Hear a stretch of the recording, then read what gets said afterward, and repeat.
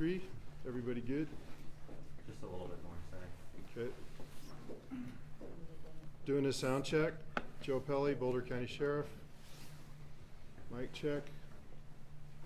We're good to go? All right, thank you. My name is Joe Pelley, P-E-L-L-E. I'm the Boulder County Sheriff. I'm here with Governor Polis and Representative Neguse, Senator Bennett, and others. We're going to give you a briefing and answer whatever questions you might have this morning. County Commissioner Claire Levy's here with me, Director of Public Safety Mike Hilke from the state. Overnight, firefighters continued mitigation efforts. Good news, we still have no reports of casualties or fatalities. The one missing person we had last night has been accounted for and is well. So that's awesome news, and actually, I think, given the events that we had yesterday, pretty miraculous. We were fortunate that the winds dissipated last night. We're expecting snow today. That snow has already started. We're hoping to see 3 to 6 inches of snow and some good moisture. That's certainly going to help our efforts. This morning, Governor Polis, myself, and others flew over the area to assess the damage. We know there are approximately 2,000 homes in the burnt area. We certainly did not lose 2,000 homes. We did see entire subdivisions, as I talked about last night, the west side of Superior, Old Town Superior, that are totally gone. That accounts for easily for 500 homes. West of Superior, out towards Marshall, El Dorado Springs area, we saw dozens of burned out homes. The south side of Louisville suffered some pretty catastrophic losses as well, dozens of homes. Damage assessment is continuing today. We won't have final numbers until late tonight or tomorrow, but we are fully expecting this to be 500 or more homes that were lost. The fire burnt in an interesting dynamic with mosaics. You can see how the wind and the topography drove that fire in certain directions, devastated some neighborhoods and some blocks, and left neighbors standing and intact. I know residents want to get back to their homes as soon as possible to assess damage. In many of those neighborhoods that are currently blocked off, it's still too dangerous to return. We saw still active fire in many places this morning, and we saw down power lines. We saw a lot of risk that we're still trying to mitigate. As soon as residents are able to get back, we're going to let them back. That's our goal. We don't want to keep people out of their neighborhoods or their homes. Last night, there was a boil water announced for the town of Louisville, city of Louisville. That now extends to the town of Superior. The issue is water pressure was lost in those communities, and so water is potentially contaminated, even domestic water, and it'll need to be boiled in those areas in the southern part of the county around Louisville, Superior, and in Superior. I want to stress that all of the trailheads east of Highway 93 and McCaslin to the south are closed. Stay out of that area. We still have power line issues and fire. We've received an outpouring from the community to be volunteers and to make donations. We appreciate this, but please do not self-deploy to those areas. And for those who want to volunteer, please visit coloradoresponds.org. If you want to make donations, go to our website at boulderoem.com. There are details on how to make donations and how to register and be available through the Red Cross or the Community Foundation of Boulder County. We have a community call center established. This call center has information concerning the fire's impact on Boulder County and can be reached at 303-413-7730. 303-413-7730. Again, we ask if you have general questions about the fire, your neighborhoods, road closures, please call the call center. Do not call 911. I'm going to turn that over to Governor Polis now. Thank you. Thank you, Sheriff Pelley. Just moments ago, we did a aerial reconnaissance mission thanks to the Colorado National Guard of the areas impacted. We were able to do it in the brief window before the snow, and how grateful we are that the snow has started. There were still some areas with active flames. Mostly it was looking at the neighborhood level devastation. As the sheriff indicated, there's neighborhoods where, because of the nature of the fire spread by gusts of up to 105 miles an hour, it would spread to a house here or there, over other houses, past other streets. Very unusual burn pattern. And the other unusual factor is just as in the blink of an eye. This was a disaster in fast motion, all over the course of half a day. Nearly all the damage, many families having minutes to get whatever they could, their pets, their kids, into the car and leave. The last 24 hours have been devastating. It's really unimaginable. It's hard to speak about. Like many Boulder County residents, I have texts and voicemails from friends letting me know whether they're safe or not, what they've lost. I also spoke to the president just before this press conference. The president called. He offered his support for the people of Colorado. They also gave verbal authorization. The president approved the Expedited Major Disaster Declaration, and that'll be finalized and papered in the next couple hours. What that means is it allows those who suffer loss, small businesses and homeowners, they won't have to wait for the preliminary damage assessment for housing and small business assistance. So that will be forthcoming very soon because of this disaster and the actions that the president took. And the president sends his regards to the people of Colorado and those who are directly impacted. This hit close to home for so many of us, literally in some cases for those of us who live nearby, but also in terms of this being a fire that wasn't a wildfire in the forest. It was a suburban and urban fire. The Costco we all shop at, the Target we buy our kids' clothes at, all surrounded, damaged. Nearly 1,000 homes in two very tight-knit, beautiful communities that our state has are gone. And you know, we talk about houses destroyed, but each house is not just a house, it's a home. It's a sanctuary of comfort for those who live there. It's a reservoir of memories where families were raised. You know, it feels like we've experienced enough loss and tragedy these last 2 years, and then yesterday happened over the course of several hours. This is our community, and to watch it burn so quickly, so unexpectedly, is something that I think we're all just struggling to believe and understand. So different than fires that over a period of weeks and months develop.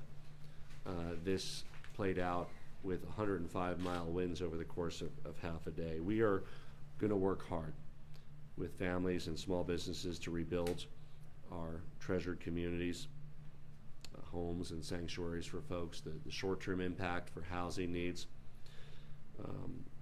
So far, it looks like the two major hospitals in the areas were spared. Looks like schools were spared. And we might have our very own New Year's miracle on our hands if it holds up that there was no loss of life. We know that many people had just minutes to evacuate, and if that was successfully pulled off by all the affected families, that's really quite a testimony to preparedness and emergency response. I also spoke to the FEMA administrator this morning and let her know that that with this Expedited Major Disaster Declaration, we're going to need all the help we can get. She asked other ways it could help. We talked about short-term housing needs. We talked about additional needs for hospital capacity because of the hospital, Avista, that will be, while not destroyed, out of commission for a period of days or weeks. It's uncertain when that'll be back at 100% capacity. You know, Mr. Rogers once told his audience, when I was a boy and I would see scary things in the news, my mother would say to me, "Look for the helpers. You'll always find people who are helping." And time again, we see those helpers here in Colorado. Sheriff Pelly, his deputies, Director Stan Hilke, National Guard, hundreds of brave firefighters from municipal fire departments across the Denver metro region, law enforcement, first responders.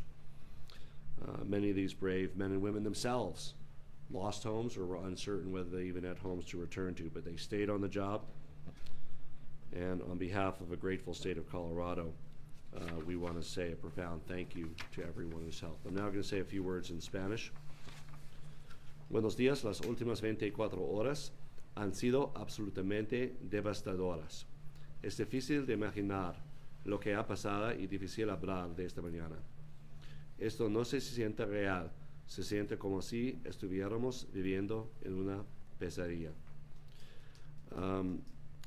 Yo hablé con el presidente y él da apoyo a las personas de Colorado y aprobó el Expedited Major Disaster Declaration.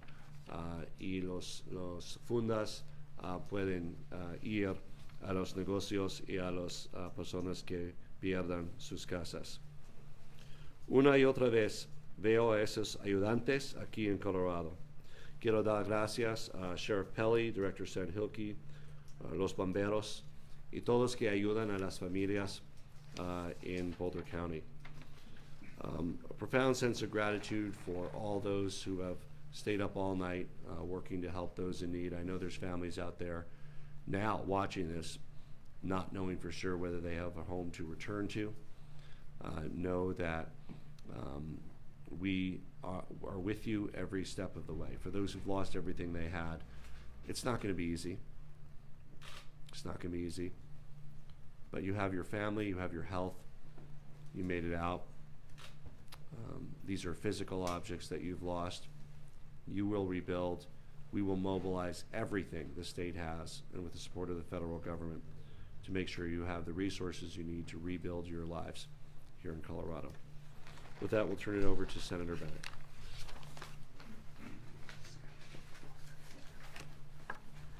Thank you, Governor. Thank you for your leadership again in another profoundly difficult moment for this state with just one day left in the calendar year.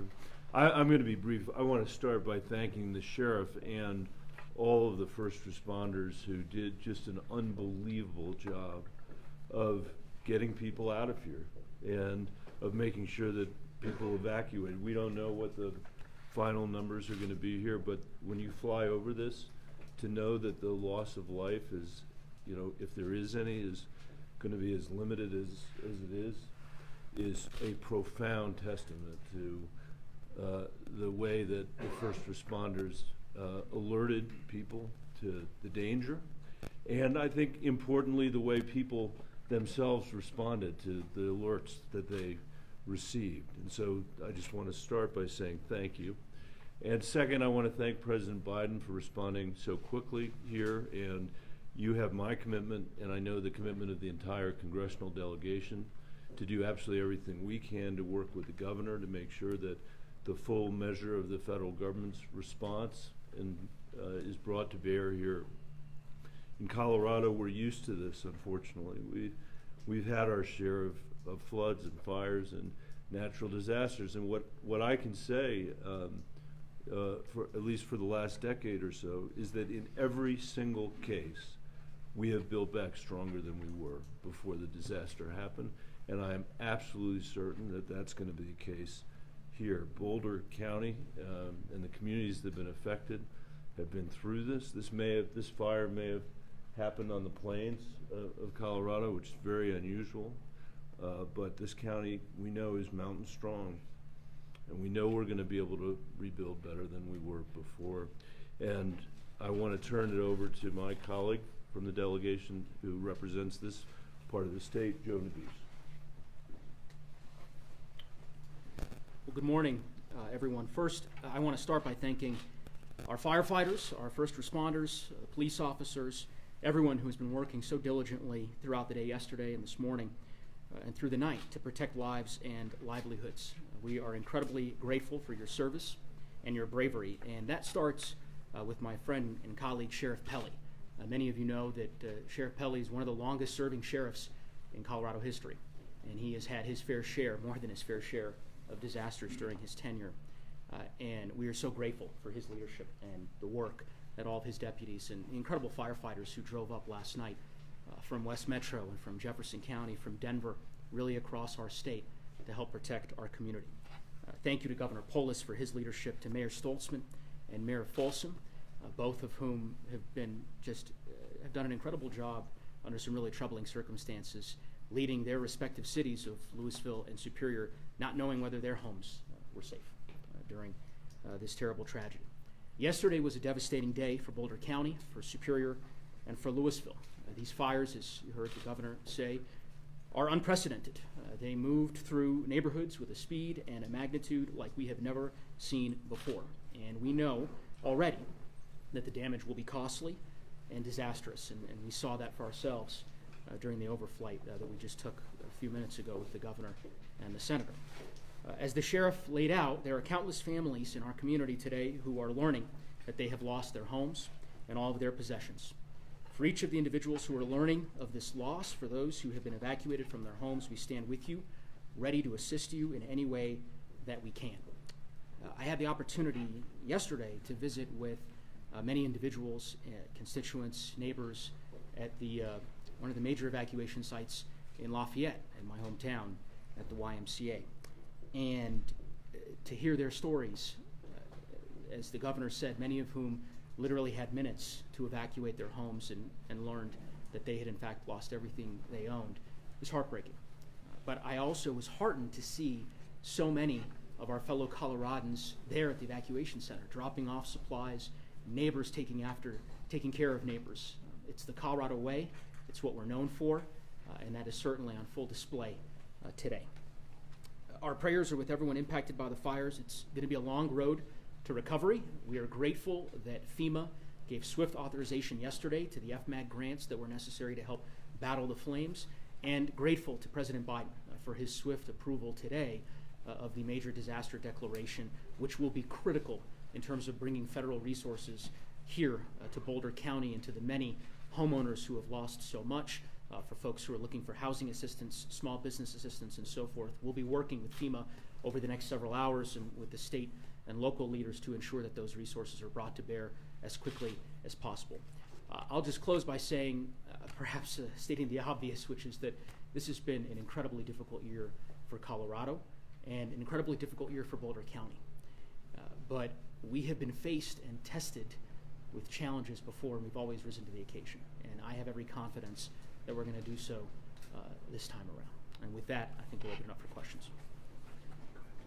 Sheriff Penley, any update on the origin? 1 second. Commissioner, Senator, Mayor. Thank you, everyone. I'm Ashley Stolzman, Louisville Mayor. I just want to take a moment to thank all of the first responders, Police Chief Dave Hayes and our Fire Chief John Wilson, for the tremendous effort they've put forward. I also want to thank everyone for their patience. We need community members to continue to stay out of the area until the evacuation order is lifted. And when folks do get back, we need everyone's help in conserving water. We're still under a boil order, and so we need everybody to follow the instructions on the CDC website and maintain safety if you are drinking the water. Louisville's a very strong community. We stand with Superior. We share a high school, we share a library, and we're going to get through this together. We've supported each other nearly for 2 years through the coronavirus pandemic, and we'll continue to support each other and work through this. So thank you all for your patience, and please continue to follow the instructions on the OEM website. Okay. Questions? Governor, Sheriff, any update on the origin? Any reason to believe it's anything other than high winds, a power line, sparks, and dry grouse? We do know we had power lines down in the area of the origin of the fire. The origin of the fire hasn't been confirmed. It's suspected to be power lines, but we are investigating that today.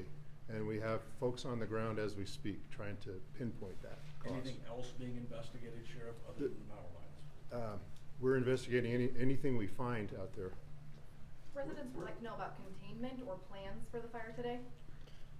The fire, the snow has started. Absent any major changes in the weather, there's very limited potential for additional negative impact. There are still some smoldering flames. There's finalization, but at this point, as long as the weather holds up here, there's not going to be substantial additional damage from this fire. And I want to introduce a hero, Mike Smith, Smitty. He's been the incident commander on this fire since it started, and is hopefully being replaced today by a federal incident manager. But he's done a hell of a job on very little sleep, and so he's available for those type of questions as well. The governor said there were nearly 1,000 homes lost. Is that accurate? So it's all a good guess right now. As I said, we know we lost approximately 500 homes around Superior, the west side of Superior. We saw dozens of homes burned out in between Superior and El Dorado Springs. We saw dozens of homes burnt in the south part of Louisville. I would estimate it's going to be at least 500 homes. I would not be surprised if it's 1,000. We also saw in the aerial reconnaissance there were some homes that were partially destroyed. There were areas where there were roofs that were burnt out. So in addition to completely destroyed homes, with burn pits, there was a number of damaged home and damaged commercial properties as well. So some were totaled, some were destroyed. It'll take some time to get the final numbers back for the exact numbers, but as the sheriff indicated, over 500, upwards of 1,000, as well as a number of stores and commercial properties that were damaged. Governor, Sheriff, you were talking about maybe 1,000 homes, 2-3 people a home, 2,000 or 3,000 people. We're getting ready for snow here. How are we going to house all of these people? What are the plans? Realizing it's early, what can you share with those that are wondering where they can go, what they can do? Yeah, well, there's temporary emergency shelters, and those will, of course, serve people as long as needed. This was also a topic of my conversation with the FEMA administrator and the president about what FEMA can do to help support some of the medium-term housing needs of members that want their kids to be able to return to their school, want some sense of normalcy before the actual physical rebuilding of their home can occur. So that's going to be a priority of our administration, working with the federal government to provide as many options to people as possible. The county and the sheriff did a great job standing up the emergency shelters, and it's my understanding there's about 200 people currently at the emergency shelters. Again, many have fled to stay with friends or in other areas, and that will likely continue as long as it's needed to serve those 200 people. Usually in these type of events, that can be a matter of weeks. What was the strategy for mitigating this fire? It had to have been incredibly difficult with those fires, and talk to us a little bit about what your firefighters went through, please. Smitty, yeah. So our strategy from the beginning was life safety. So with the winds the way they were and the fire behavior from the initial start of the fire was moving basically at the same speed of the wind and the light fuels. So our priority was to work in conjunction with our partners, with law enforcement, EMS, and fire to get people out of the way. We didn't actively fight the fire for the first few hours. It was really about life safety. As we started to get a little bit of ahead of the curve, we started to be able to anchor into some of the places and get some good firefighting done, but our priority through the entire event was life safety for both public and firefighters. And just to highlight how rapid this event was, this was a rapid fire over a period of hours with gusts of up to 105 miles an hour, leapfrogging instantly over highways, over roads, across neighborhoods. Really kind of an alignment of many of the worst possible factors that firefighters fear. I mean, first of all, a very dry fuel. We've had very little precipitation, very little snow, coupled with gusts of up to 105, 110 miles an hour, really led to a combination that was more destructive in a shorter period of time than anything we've seen. Sheriff Belly, can you talk a little bit more about the power lines that were involved in this? Were they high tension lines, were they local service, and then also, Sheriff, you and Governor, I wonder if you can share a little bit what you saw from the air and what everything looked like on the ground, be a little bit more specific with those details. So I don't have details. My view of this entire event is from a sort of a 30,000 foot level. I don't know what kind of power lines or, whether they were transmission lines or individual lines into private property. I don't know. We are, again, actively investigating today, trying to determine the origin and cause of the fire. And when we get that and we narrow it down, we will make that public. What was the second question? Can you describe kind of in detail what it looked like from up above? Everyone's kind of seeing it from the side right now, but what is, are all the homes and neighborhoods destroyed? They leapfrog? How does it work? No, it's like any other fire we've seen where it's a mosaic and the fire runs in fingers based on topography and wind. And you'll see where the fire infuels, like in gulches where there's shrubs and taller grasses, where it entered neighborhoods and took out like an entire block and then left everything around it standing. And then on the other hand, like on the west side of Superior in that subdivision in the old part of town, there's an entire community that's completely wiped out. That's just smoking holes in the ground. So it was intense in places, and then other places it just got in topography, driven by the wind, and it ran in fingers. Can you tell us what you know about utility lines and the potential for freezing temperatures overnight? I know they're working as hard as they can, as fast as they can to restore power. So a major issue with late season fires for us, and we've experienced this in the past, is we have warm temperatures, we have wind, we have a big fire, we lose power, and then the next day we freeze over. And so all those homes, we are in danger of broken pipes and running water and that. And so I know restoration of power is a major priority. Is US 36 still closed, and when will it reopen? Do you have any? It is still closed. We're still continuing to do damage assessments along the road. We are looking very hard at how quickly we can get some of those major thoroughfares open, but I don't currently have a time. Did you all hear that okay? Sheriff, unconfirmed calls to our newsroom that there were fire hydrants in Louisville that might have been dry or not operating yesterday. Any confirmation, any information on that line? Yeah, they were having water pressure issues, but here's what happens when you have neighborhoods burn out. The individual homes start leaking, right? And then the pressure to those individual hydrants becomes less and less. And so I know they were having problems with fire pressure or water pressure. That's actually not unexpected in a major event like this. Sheriff, you said one missing person had been located. Are there any other indications they're missing individuals? No, we don't have any. We don't have family members calling in, telling us they can't find Aunt Rose. None of that. The one lady that was reported last night was found up fine. It's unbelievable when you look at the devastation that we don't have a list of 100 missing persons, but we don't. And so, again, I'm hoping that's a miracle, because it would be, given the circumstances. Any other utility issues, gas lines, anything else like that to be aware of or to get back in operation? We're working closely with Excel and all the different power providers in the area to do quick assessments on where we can. Like was alluded to previously, one of our big concerns, and we've got a group specifically working on how we're going to restore power where it's safe, to make sure that the power lines are inspected before we re-energize, and that the gas lines are all intact before we do that. So we are actively working on that. As far as major transmission lines or gas infrastructure that's been damaged, I don't have any information on that. Thank you. Sheriff, Governor, lots of calls to our newsroom from people wanting to know if their homes are still standing or destroyed. What is the best way you recommend people to get that information? You're obviously limiting access in some areas. What do you say to those people that want to know? So once the damage assessment is done address by address, we'll be able to post a list of homes that were lost.